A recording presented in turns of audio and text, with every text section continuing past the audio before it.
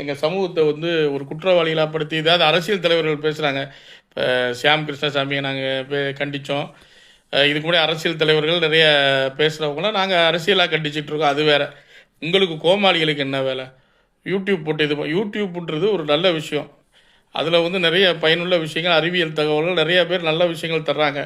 ஆனால் உன்ன மாதிரி சில கோமாளிகள் யூடியூப்பை கேவலப்படுத்துறதுக்குன்னா இந்த மாதிரி விஷயங்கள் சமுதாய ரீதியாக கருத்தை சொல்கிறதுக்கு உனக்கு யார் இது பண்ணா? யார் போட்ட எலும்பு துண்டுக்கு நீங்கள் இப்படி ஒரு வீடியோ போட்டீங்க? எச்சன் நாய்களா? அறிவு வேணாம். ஒரு வீடியோ போடுறதுக்கு முன்னாடி குரு பூஜையை பற்றி பேசுகிறீங்க. குரு பூஜையை பற்றி பேச உங்களுக்கு தகுதி என்ன?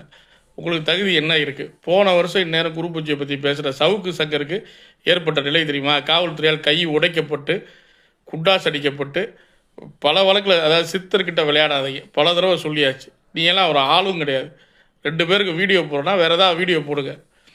சமூக பதட்டமுள்ள ஒரு சூழ்நிலையை இப்போ நீங்கள் கேலியும் கிண்டலுமா சரி ஒரு விதமாக 2 விதமாக போடுறீங்கள.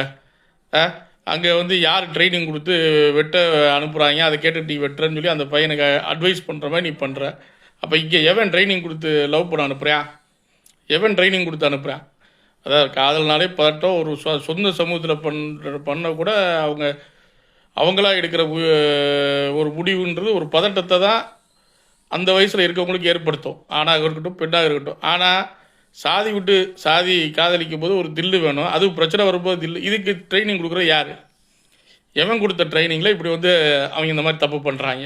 அப்போ அதை யாருன்னு கேளு. அதையும் நீ கிண்டலாக வச்சு பண்ணியிருந்தா நீ ஒரு காமனானவன். இங்கே யார்? அது உண்மையிலேயே சுஜித்துக்காக தான் என் சமூகமே வருத்தப்படுது. ஒரு ஸ்போர்ட்ஸ் மாணவன், நல்ல எதிர்காலம் வர வேண்டிய மாணவன், அந்த பொண்ணோட வாழ்க்கையை விட சுஜித் கொலைகாரனானதுக்காகத்தான் என் சமூகமே வருத்தப்படுது.